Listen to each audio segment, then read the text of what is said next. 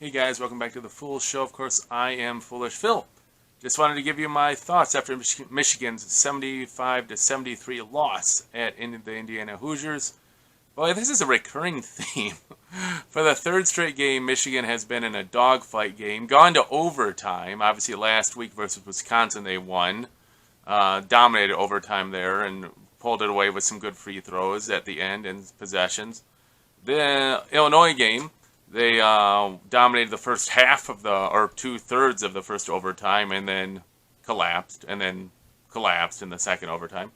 And this game, both teams did pretty poorly, and Michigan only musters 4 points in overtime and loses by 2.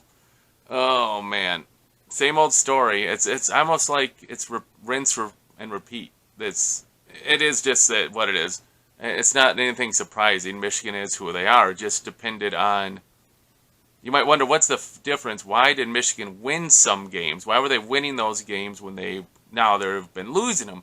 I think you can just look at the balance of scoring. I mean, this game it took Doug McDaniel into the overtime to get his 10th point. Other games, I think two wins or so there in a row, he had like almost 20 points per game. So you had extra scoring. Again, that was with Jet Howard out. Again, Howard gets his 16 points, but it's on 5 of 12 shooting. Okay, and 4 of 10 on threes. Okay. The real problem for this team is the bench. I love Terrace Reed's effort. He got like 9 rebounds, and 7 of them were offensive rebounds. But the whole bench, T-Will, Baker, and Reed combined for 2 points, and that was from Reed. Of course, he, had missed a layup in regulation and then missed his free throws. I don't want to nitpick on him because a lot of players missed free throws. Michigan shot 11 of 16 in regulation, or maybe it was 11 of 17 in regulation. And I know Cheddar missed a front end of a 1-1. That was like with under 4 minutes to go. That would have been huge to get some points there when you ended up tied. And then, of course, Reed missed 1, and I think maybe Reed missed 2. I'm not sure exactly who. But I marked it down that Michigan missed 3 front ends of the 1-and-1 in the second half. So it's like, man, you just can't do that. But let's just spin back for a couple minutes, I guess. The first half, Michigan started off, hot, I guess. Jet Howard hit his first 3, drained it, and you're like, okay, let's go. And then Michigan just, did nothing for the next, 18 minutes or 17 minutes. They were down at one point, I think, 21-11. And there was one spark. All of a sudden, Michigan was settling for threes, and they were shooting 2 of 11 in the first half, and it was 1 of 9 at that point. And all of a sudden, Kobe Buffkin just, got the ball, drove down the sideline, and just slammed it home, and that took a 12-point lead down to 10, I think it was. And that kind of just ignited Michigan, and all of a sudden, even after that, they got the lead down to 10, from 12 down to 2 at halftime. And you had it where Michigan hit 6 straight field goal attempts. So, excellent job there, right? Another trend that continued was Michigan was sloppy with the ball in the first half, and then much better with the ball in the second half. Again, they kind of got a little sloppy towards the last 4 minutes, was Indiana was really pressuring, and Michigan got sloppy, especially when they were trying to throw the ball into to Hunter. Oh, it was an easy play for the defenders to reach around and get steals because Hunter didn't know the double was coming for some unknown reason. You should always feel that they're coming. You should always play they're coming, but of course I'm not a center, so what do I know? Just a fan. So, okay, halftime, somehow Michigan did a super comeback. They were down 29-27. Then Michigan just exploded in the second half. They continued the momentum. In fact, Michigan goes on a 29-9 run over that point to be up by 8, from down 12 to up by 8, 20-point turnaround. And and Michigan kept that lead up by 8 to 10 points for probably the first half of the second half. And then I gotta just say,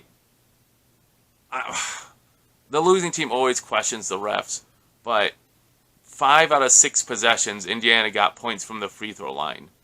Every time they go down there, foul, and they go to the free throw line and they hit their free throws. Good for them. But it's how come Michigan's the only team fouling here? Indiana's not fouling anything, and Michigan's fouling. It gets annoying when it's just foul, free throw, foul, free throw, foul, free throw, and like, ugh. But that's just, again, the breaks of it. That's a fan. You only see the calls that go against you, not for you, yada, yada, yada. So again, Michigan, despite going like 2 of 11 on their last field goal possessions, ends up with Hunter having the ball. He has it stolen like under a half a minute ago. And then Indiana goes off and misses a difficult layup thanks to Kobe Buffkin getting back on D. And Michigan has the ball last possession. And once again, I don't know what's schemed up, but it seems helter-skelter. Give Indiana credit. They were playing really good defense in the last 4 minutes of the game. But Michigan can't get a clean shot. Hunter Dickinson gets a 3 off. He misses. And luckily, there was like a little bit of time left, and Indiana's half-court heave goes off the backboard in and out, basically. So they could have just won the game there, a half-court heave. Interesting how that could have helped Michigan if they would have realized or thought about that a little bit, but we'll get to that in a second. So, you can point to a few things why Michigan goes to overtime. One, they didn't have enough scoring from the bench for sure. 2 points. That's it. 2 points from the bench from 3 players. And free throws. Free throws crushed this team. They could have had so many more points. They shot the ball horribly from the free throw line. Like I said, missed at least 3 1-and-1s. So, like, man, you just left points there. And when you're struggling to score, you need to get points on any possession you can. They go to overtime, and Indiana just like, hey, let's just go to our dominant player, like Trace Jackson, right? Or Jackson Davis. Jackson Davis, sorry, I said that. I don't know. Jackson Davis, and like, boom, boom, and like number 25 hits some weird junk shot. It just rolls in. They get some free throws. All of a sudden, they're up by like 4. Okay. 6. I think it gets up to 6. Michigan comes down. Hunter hits a 3. But that took 3 minutes of game time for Michigan to get any points in the overtime. It's crazy to think that when both teams are in the double bonus, that Michigan couldn't drive and get fouled. Did the refs just put their whistles away? Did Michigan just become passive? I don't get how all of a sudden Michigan just can't go off and get fouled. Why they don't just go off that? And it's like, is it aggressiveness? Is it, again, maybe they're tired? Their 3rd straight overtime game. And based on only 3 players off the bench, people didn't get a lot of rest. So you can see you guys being tired too. So, you know, the bench problem pipes up its ugly head once again. Doug McDaniel gets fouled intentionally. That's the only way Michigan scored 1 more point. They intentionally fouled him when they were up by 3. And he hit the first free throw. He intentionally missed the second one, and Michigan then fouled number 25, who missed both free throws. So Michigan's down by, 3? Or it was 2 at that point. Yeah, so actually, number 25 missed 4 straight free throws to keep Michigan in the game. And then, just, Howard didn't have a timeout, but you kind of had a timeout to talk about the play when the refs are looking at the clock. Michigan rebounds the ball. Kobe dribbles up to half court, and then I don't know what he's exactly thinking. No one's really on him. He's getting to the half court line, and he decides he's going to pass to Hunter, who's in the middle of a triple team, not looking at the ball. And obviously it hits off his back, and that's the end of the game. I mean, was that the play call to try to pass the ball up? You only had 4.1 seconds. I mean, I don't know. It's like you would have liked to see like maybe the Jordan Poole play or something, right? Where you would have got the ball, quick dribbled, and then tried to hit someone who was kind of set closer to the free throw line. Like where was Jet Howard? I'm sure they were covering him, but still you could throw it to him and maybe he gets it, you know. Maybe he gets fouled. I don't know, but or just take the half court heave. I mean, Indiana almost made one. You saw last week where tons of teams were hitting half court heaves to win games and such. Well, tons is probably the wrong word, but Michigan doesn't. They didn't execute that final play as well as you'd want. I mean, you would at least hope to get a shot at the end of the game, but it doesn't happen. It's just the same story, right? Same story. Michigan plays well. In most of their games, they play well enough to win, and they find a way not to win. You know, go 2 of 11 on field goals with the last like 4 minutes of the game. Not get to the free throw line. You know, have to settle for a Hunter 3 instead of like attack and go for like a jump shot or something instead of a 3-pointer. Right? Why do we have to shoot 3-pointers? Michigan had a glorious chance this week. 2 games, 2 quad 1 victories they would have been. Instead they get 0. It is what it is. Finish at 16-14 on the season. I think it's 16. No, it's 17-14. 17-14. 11-9 in the Big Ten. They're definitely in. I don't know about the bubble. I mean, whatever. I'm trying not to get emotionally involved with this team because they're just so up and down, up and down, up and down, up and down. You knew you had to get some more scoring because Jackson Davis was going to get his points. 27 points for Jackson Davis. And Hunter, he finished with 24. So, I mean, you basically evened each other out, right? Jet 16, Doug 10, Kobe 19. The bench.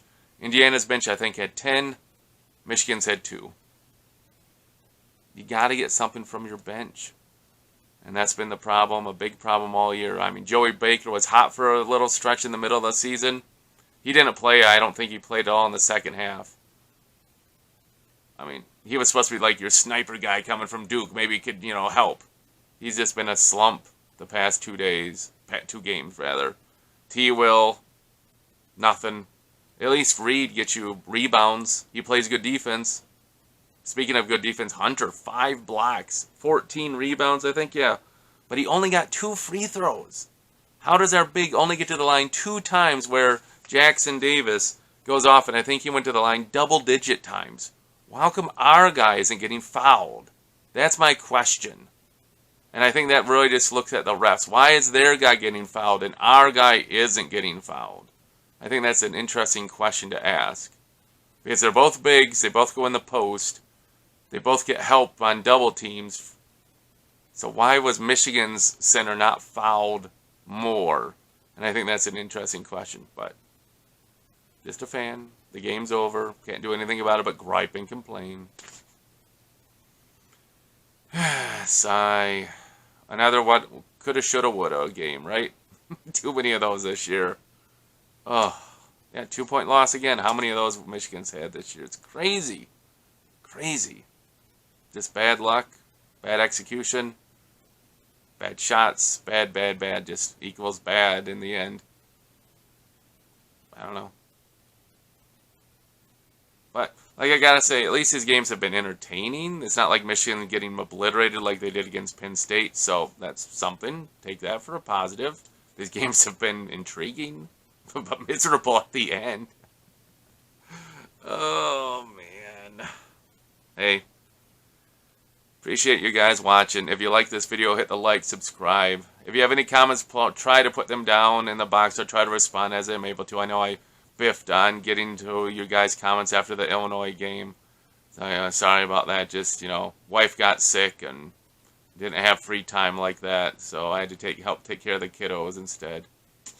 Hey, as always, thanks for watching. And I know it's been a fun, miserable year watching Michigan basketball. But, yeah, thanks for watching and staying with me through it all. Until I see you guys next time, as always, for always and always, go Blue.